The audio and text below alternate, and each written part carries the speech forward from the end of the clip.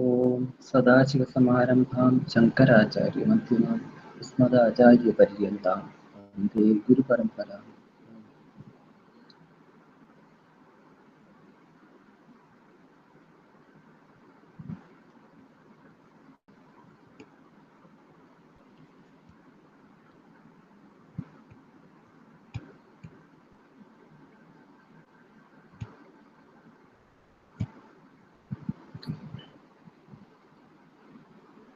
Nirmala ji, can you? Hemant has. Hemant, can you start reading? Yeah, 1 minute. Okay. Yeah.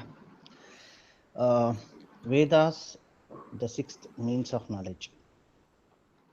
Let us say there is a sixth means of knowledge in form of words, Shabda. Words can be a means of knowledge, but whose words should they be? We say that the words of the rishis. A rishi is one who knows, who sees, a mantra drashta, a seer. From where did they get the knowledge? How did they see? Let us say there is a source of knowledge, all knowledge, that is Ishvara. If there is already all knowledge, then there can be no new knowledge, and no new discoveries. Knowledge already exists and is not created. It is removal of ignorance, which is why a new breakthrough is called a discovery. It is there already. You did not know it is. You did not know it so far, and now you have come to know. Every discovery is a every discovery in fact is from Ishvara alone, who is all knowledge, and every discovery takes place through a means of knowledge. It is knowledge revealed by Ishvara, and hence we accept knowledge of the rishis in the form of words, Shabda, as a revelation. The Veda is the most sacred revelation. Knowledge that cannot be gathered with five means of knowing is the subject matter of the Vedas, also called Shruti. I can accept I can accept what the Veda says if it is useful to me. If not to me, to someone else. Even if what is said is beyond my reason. Spoken words are deliberate words. Word, Shabda, means there should be meaning. A subject matter, if that sorry, okay. Should a subject matter, if that subject matter is available within the five means of knowledge, then I do not require the Veda. Even if it talks about the things that I can know, it is not the subject matter of the Veda. Veda talks about things that are beyond the five means of knowledge. It reveals by words, and I can understand through those words. So the subject matter Vishaya of the Vedas should be Anadigata. Adigata means Adigata means that which is covered by the five means of knowledge. Na Adigata. Anadigata means what which is not covered by the five means of knowledge. At the same time, subject matter should be meaningful, useful to me because they are shab, shabdati maka in the form of words. I gather a lot of data in my daily perception. The nature of the eyes is to bring in data. I open my eyes, sight will be there, and I see various objects. Some of them useful, many of them are not useful. However, Shabda,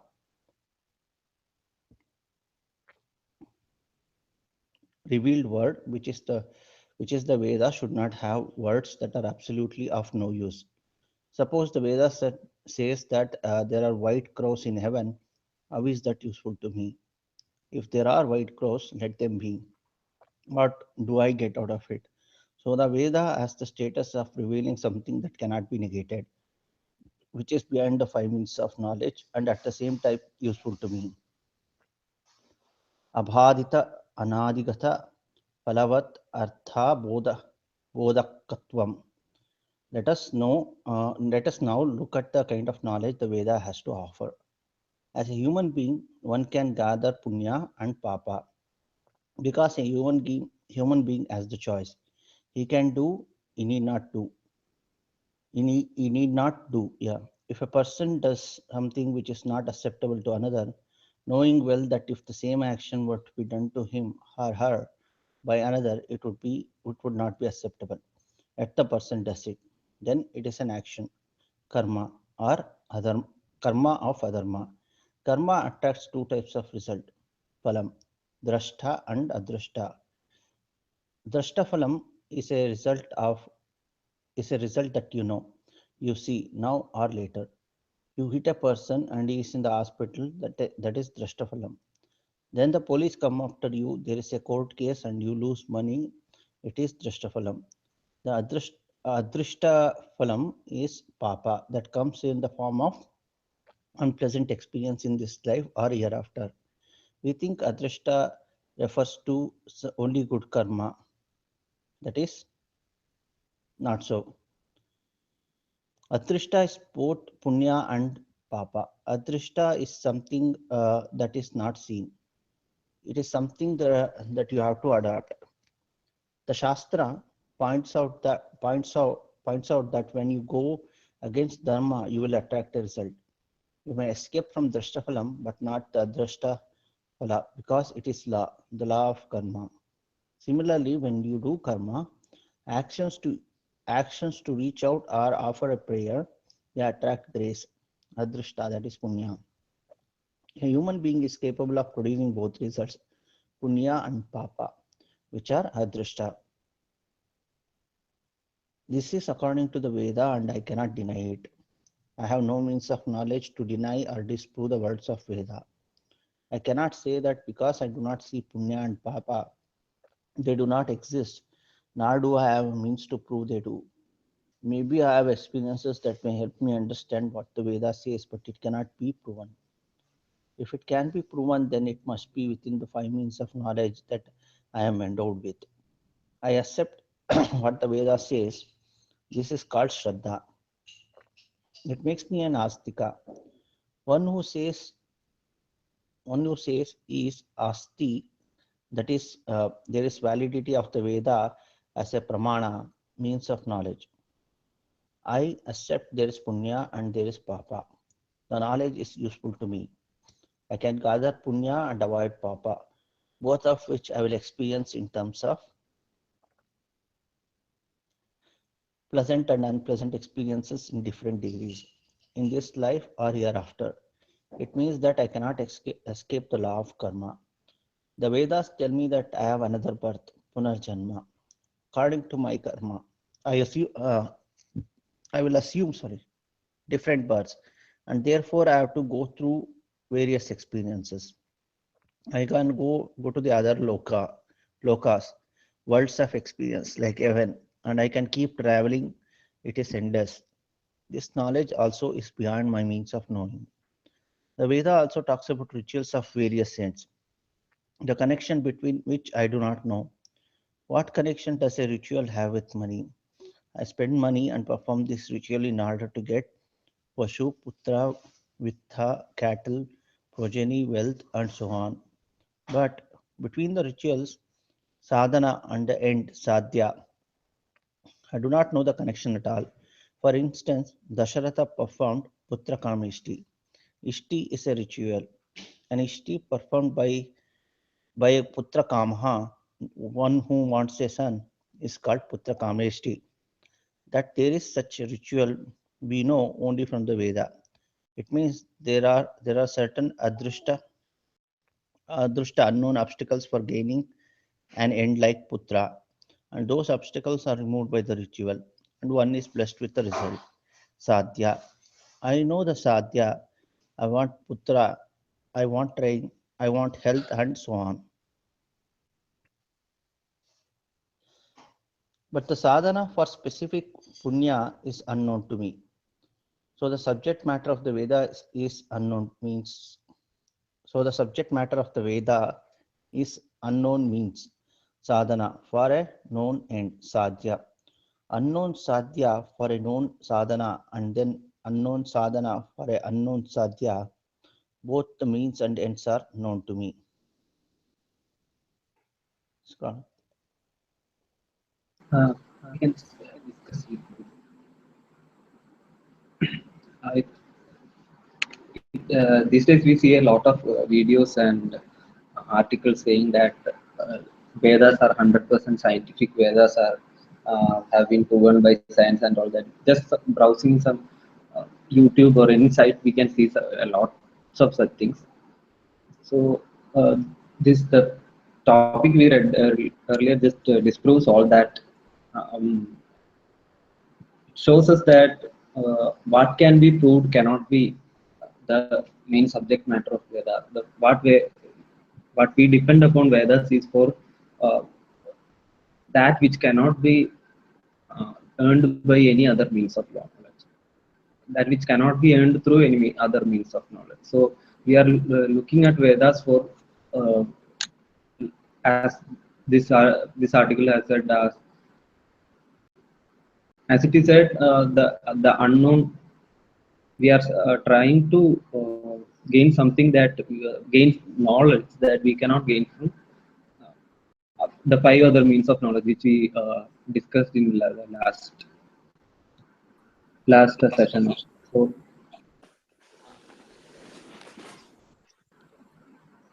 yeah, so that's what Vedas. So saying Vedas are scientific or can be proven by Prasunadi, we had discussed that in last class. I'll briefly mention. In our last session, we had discussed about that.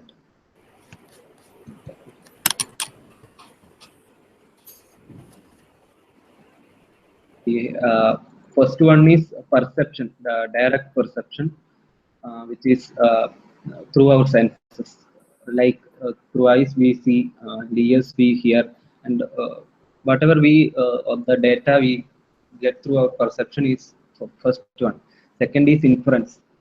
Um, Second, inference means we gain some data through perception, and based on that, we reach to certain conclusion. Then we see the smoke, and we think we know, come to know that there is fire.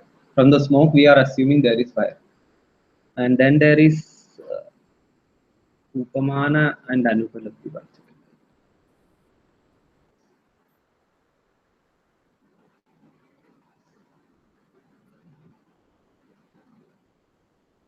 Pratyaksham and Anumanam, inference. Sadhana for self-knowledge. Pramanam, the means of knowledge. And one more. Yeah. So yeah, it's basically based on inference and all. Like one of them is inferring that there is not like I I show my hand and say and ask you if there is a pot in my hand, and you look at it and you see no pot, so you say there is no pot. That is, you are knowing the lack of something. You are knowing that there is no pot in my hand. So you are understanding that uh, there is no such thing as absence of pot. There's only pot. So you know what a pot is. So you know, and from that you look at my hand and you understand that there is nothing, no pot in my hand, or there is no car in my hand, or anything. It's basically that understanding that lack of something from inferring that lack of something from as in a situation is one of the means of knowledge. Then the another is by comparing something, by knowing something by comparing something that is already known to us.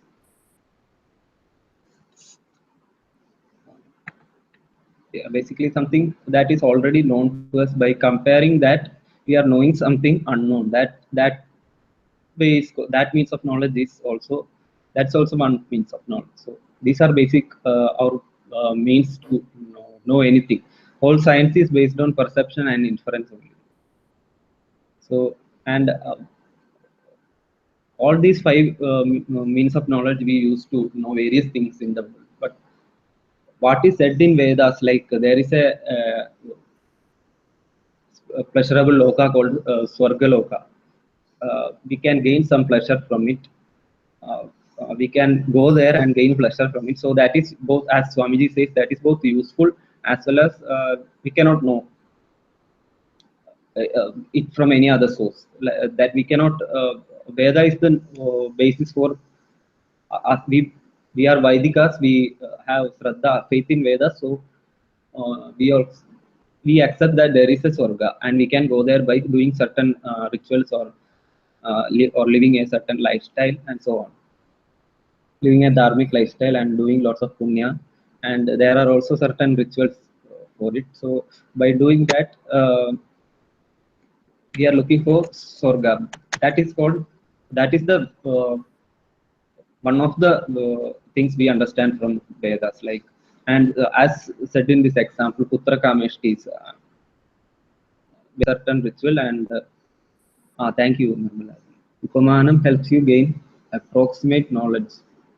Yeah, approximate knowledge depending upon something we already know by comparing. Uh, the means of knowledge revealing the absence. Yeah, yes, these are basically knowledge. I didn't know the Sanskrit names. This we went through in last session. So Veda is the sixth means of knowledge, where it is very important that we accept this, because there is so much belief that we have to first know Brahman from Vedanta, and then some way experience it. It is very popular in Neo-Vedantic circles that experiencing Brahman. Actually, all the life we are experiencing Brahman. There is nothing but Brahman. So we are definitely all the time we are experiencing Brahman. We are the Brahman. So there is no need to experience, or Vedanta is not a theory that has to be put into practice or something. So it is a means of knowledge. So Veda has basically two parts. And one is Karma Kanda. Karma Kanda tells us about things like, yeah, rituals for gaining different things like wealth, cow, or different kinds of wealth, rain, and all that. Various desirable objects to attain them. The Karmakanda gives us certain rituals or karmas to do to gain heaven or whatever we want. Lots of gains are there. So that is the what Karmakanda focuses on, and the second part Jnana Kanda focuses on. The Jnana Kanda or Vedanta is what gives us self knowledge. That's the means of knowledge to know our, that we come to that.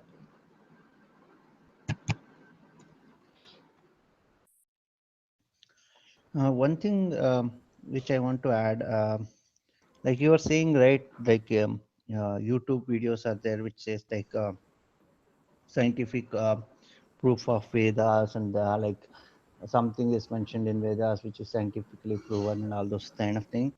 I think like so although we understand that the main intention of Vedas is not to like convey us like speed of light or something like similar to that, but if I think we should not like either like criticize people who do that, or like just like just because like we should also accept the facts like these things are mentioned in Vedas, because we may discuss or we may understand the purpose of Vedas is different, but it is not true for all the people. Like most people, as you know, will have no what do you say, will be just like in their own mundane life, like uh, only these kind of things will increase their shraddha, like this is scientifically proven, like Hanuman Chalisa says, like speed of light, or distance between sun and earth, it measures it properly.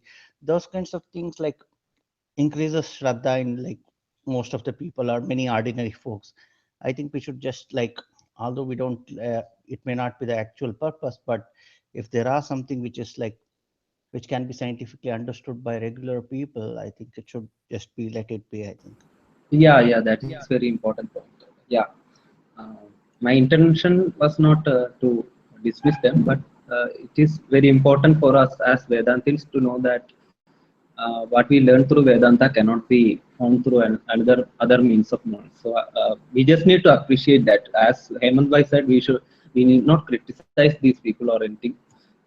I personally know a person who some authentic as well as some nonsense in the nonsense is being spread in that as that um, uh, that is proven by Vedas. So I know a person who does that, but uh, his intentions are very good. They all have very good intentions. In this, in our present secular upbringing and all, what we go through, it is hard to have shraddha or some kind of faith in Vedas. We are actually forced, kind of uh, forced to not have a faith or belief in Vedas. So definitely, as Hemant Bhai said, there are these people and these all this whether sense, whether actual stuff or nonsense, it helps to increase the in Vedas. So yeah, that way, that is a very important thing. So we need not criticize them as well. Yeah, thank you. Yeah, that's what you said. Like secular upbringing is what is like doing all this nonsense, like especially in the school education, which puts these things into the mind of every people. Yeah, we are kind of trained to be dismiss everything, like especially ancient things and whatever ancient knowledge is there, we are trained to dismiss it as regressive or nonsense and all that. So this is a kind of it's helpful in appreciating the greatness of Vedas. Now who is next? Anjuji, can you continue for the next? She can't read because she's on the phone. Oh, Yeah. It's okay, I too see. much for me to read. I can't see on the Okay, phone. okay, fine. Nirmala ji, please continue. Yeah. Hari Om. Vedanta is the means, pramana for self-knowledge. The self, the Atma, is it known or unknown to you? Atma is neither known nor is it unknown to me. I know very well that I am, I exist, but I do not know that I am what I want to be. I do not know that I am the whole, the cause of everything. Moreover, there is no way of knowing it through the five means of knowledge that I am endowed with. It is impossible.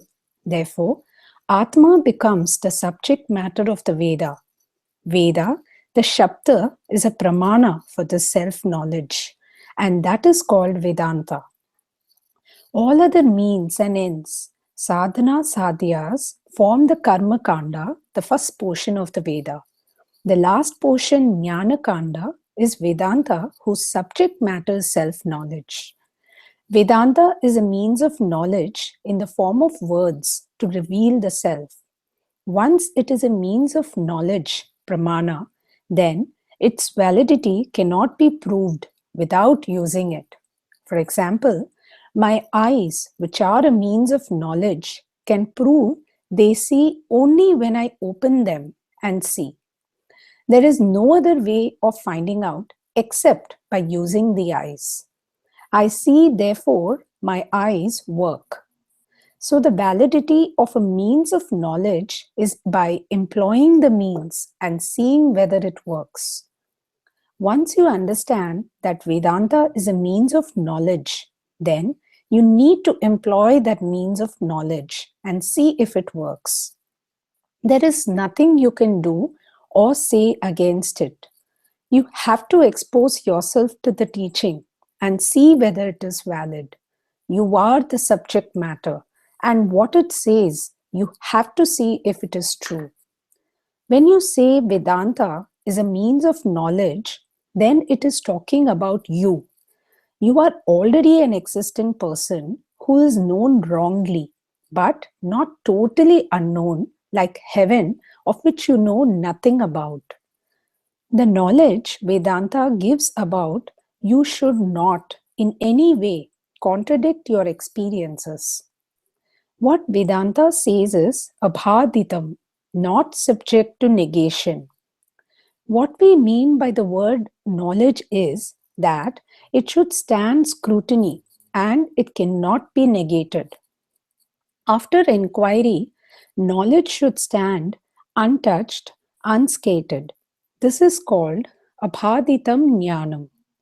Since it is immediate knowledge, it is not something that is to be speculated upon. There is no question of believing here. It is a question of knowing. Where knowledge is involved, it has to refute all objections. All objections should fall apart, and what is revealed by Vedanta remains untouched. A pramana, especially Shabda pramana, has the characteristic of revealing something which is useful to me and which cannot be contradicted. Pramanasya abhadita anadigata phalavat artha bodhakatvam. Vedanta fulfills the definition and therefore is pramana. Vedanta means that which is at the end, the last portion of the Vedas.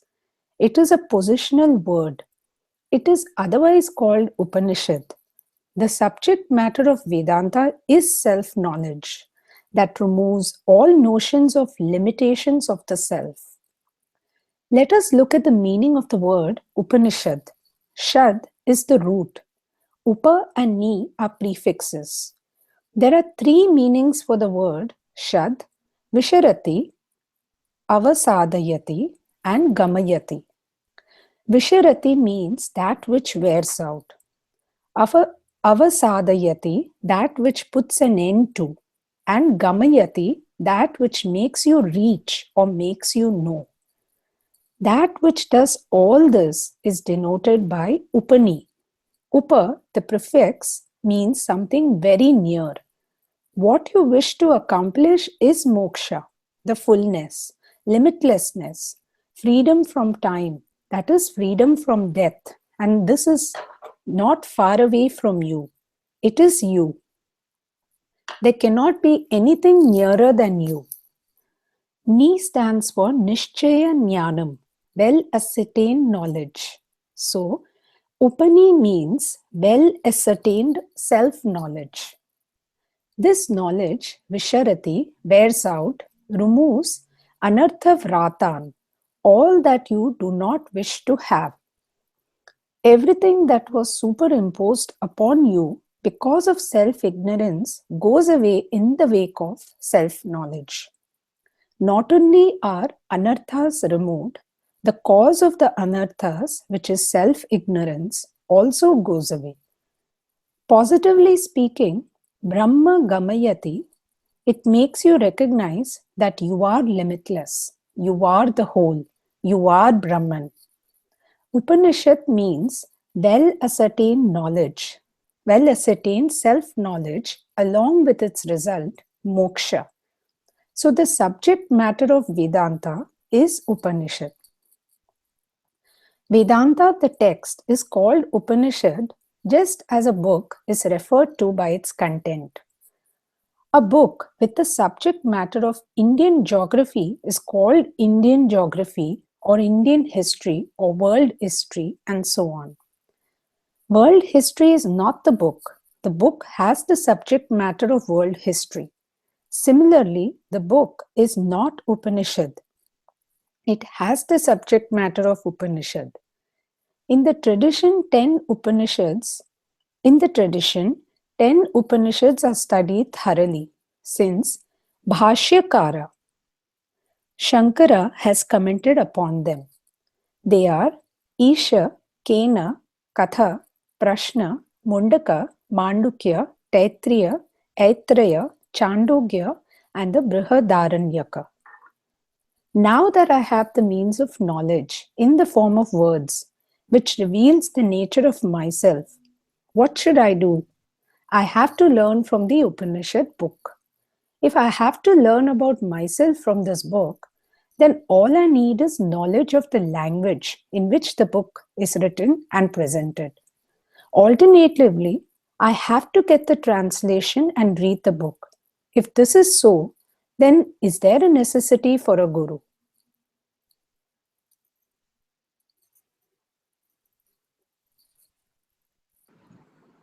Okay. Anything to discuss or? Yeah, Shamubai, on page 47, we always say the word ignorance is not exactly avidya. So, wanted to check if anarthas is another word for self ignorance. If you see on page 47, I don't know if somebody saw it.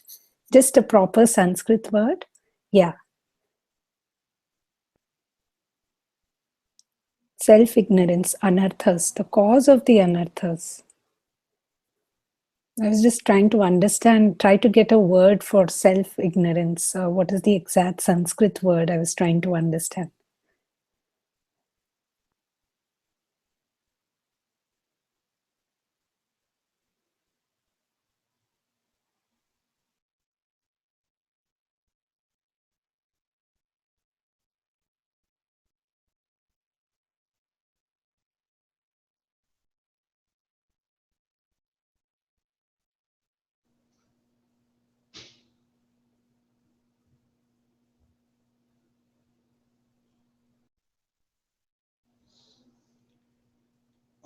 Okay, Shamu bhai, you want to pitch in, or I may not be correct, but I can say something, I guess.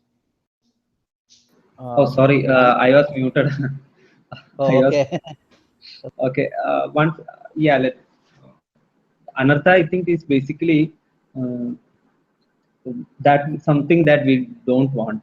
Like in Malayalam and all, we say when something bad happens or something terrible happens, we say that anartha has happened. So in Malayalam and all, we use that. I don't know if it is in there in Hindi or not.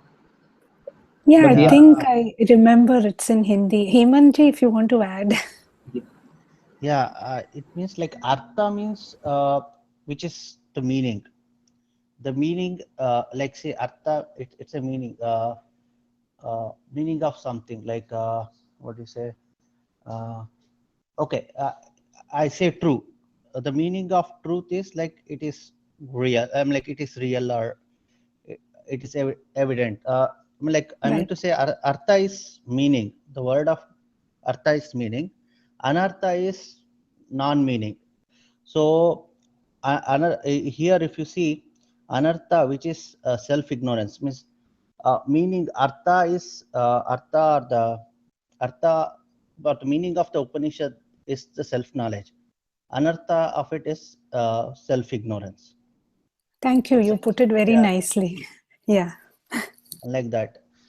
So yeah, and anartha we use it in similar context in Kannada also, like what Shamu has told. Something, if something which you intend and it does not happen, you say anartha agoitu. Like it basically means like it is not what you meant, but it happened in a different way, like that. So Okay. and again, I think for I think ignorance, uh, like I think the word is avidya only. Oh, Avidya, okay. yeah, yeah. Oh, yeah. okay. I was just thinking whether anartha would come here because it says here. So, but you explained the meaning, so I understood. Okay, thank you. Yeah, it can both represent that uh, the problem that world is as well as the ignorance as well. So I think yeah, anartha can be used, but the correct word would be still avidya. Yeah, Yeah, Vidya's first word, but I just saw because of anartha here. So I was just trying to see. yeah. In this Yeah, context, it is like artha of Upanishad is self-knowledge, and anartha will be self-ignorance. ignorance. Like, Yeah, yeah, yeah. yeah. Thanks, Em. Thank you. I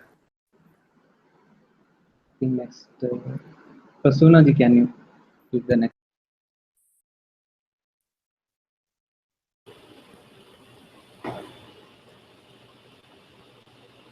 Yeah,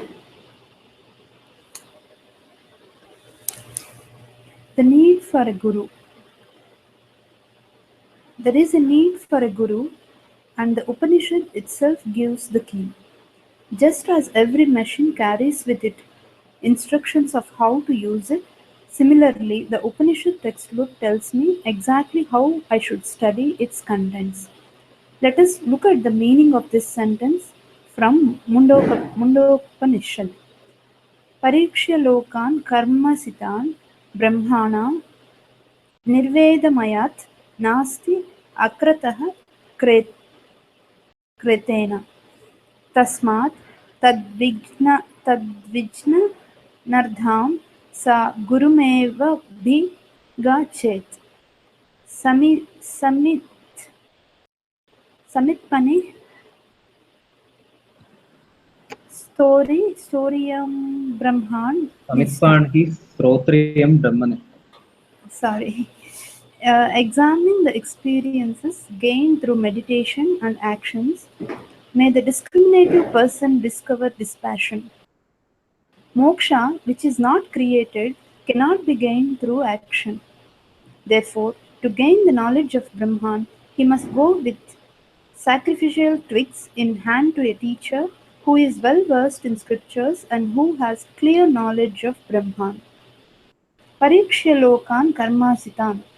Having analyzed the various forms of experiences gained by actions, may the discriminative person gain dispassion, objectivity. Making Artha and Kama subserve the bigger picture of moksha as the end in view is in itself an accomplishment. That is the reason for using the benedictive mood ayat may one gain, because it is not going to happen naturally. I need to examine my experiences, otherwise I will only be frustrated in life, although there is no reason for frustration. On the contrary, there is every reason to become wiser. If I do not become wiser, I remain frustrated, disappointed, and disgruntled. The word ayat tells me very firmly that I should make use of the experiences I have gathered so far and analyze them.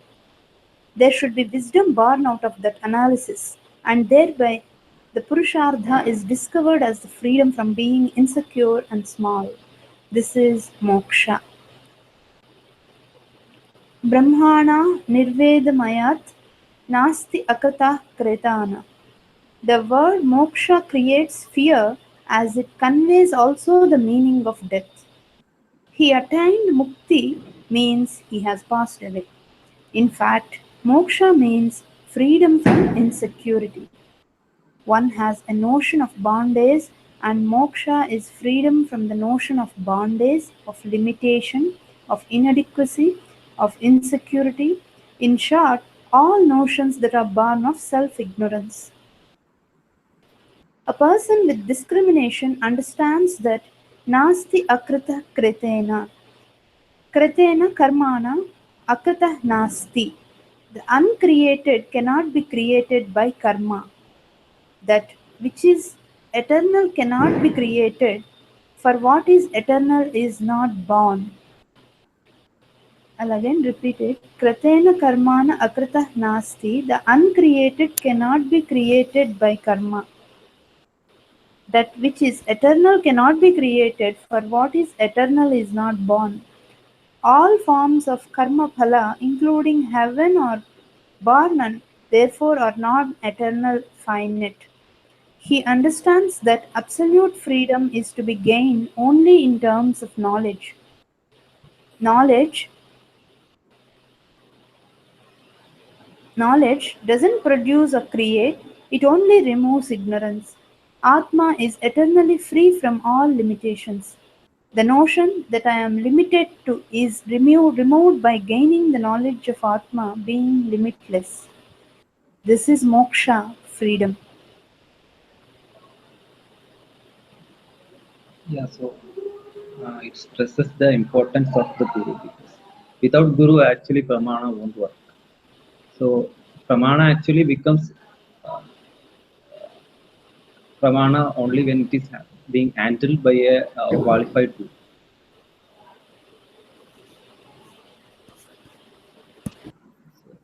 Anything to add? Or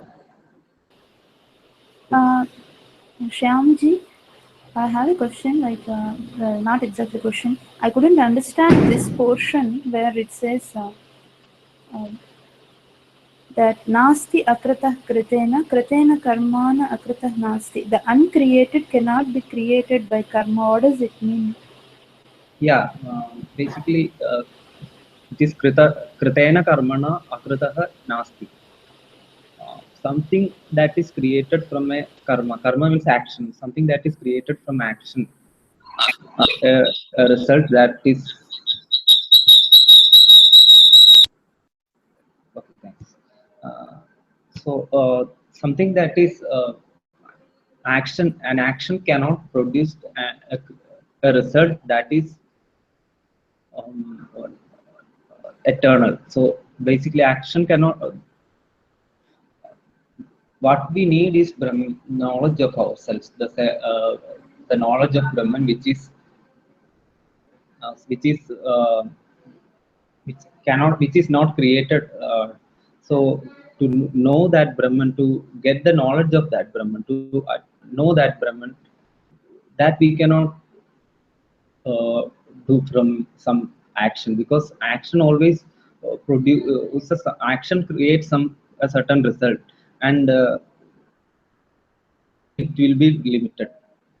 So the on the other hand, Brahman is unlimited. That is which is not born. That is not a result of any action. So cannot be created through any action, and action always creates something that is not eternal. That is some limited. Just like action itself is limited, so the result of an action also will be limited. That's what basically it means. Thank you, sir. Am I clear? Or Yeah, yeah, thank you. Yeah, it basically means the same thing what Shamu Bhai said. Like, if something is already existing, you cannot do something which will create it. Like, if there's a laptop in front of you, it is already there. Any amount of action will not create the same laptop again. It's already created. Like, it's kept there, out there. So action cannot create that which is already there eternally. So in this context, it is Brahman. So we know that everything is Brahman, and it's only through the Maya's delusion that we see different thing. So whatever the actions which we do cannot create that eternal Brahman. So whatever actions we do just are the karma, is just gives us the karma phala, and we cannot create eternal Brahman through our actions, or cannot attain an eternal result from that our action. Okay, thank you.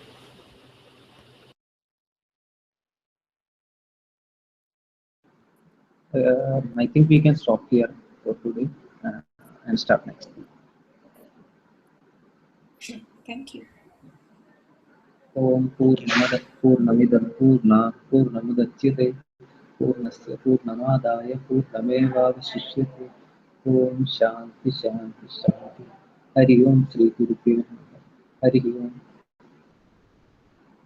Prasunna ji, if you want, I will send you the link for our previous a few classes sessions we had, just like similar we had sessions on this very topic, the Sādhanā Sādhyā, as well as we had a discussion on another book called Introduction to Vedanta. It would be a great tool to know the basics what we have already covered. So if you want, I'll send those Sure, sure. Thank you. classes. Thank you. Hari Om. Thank you. Thank you.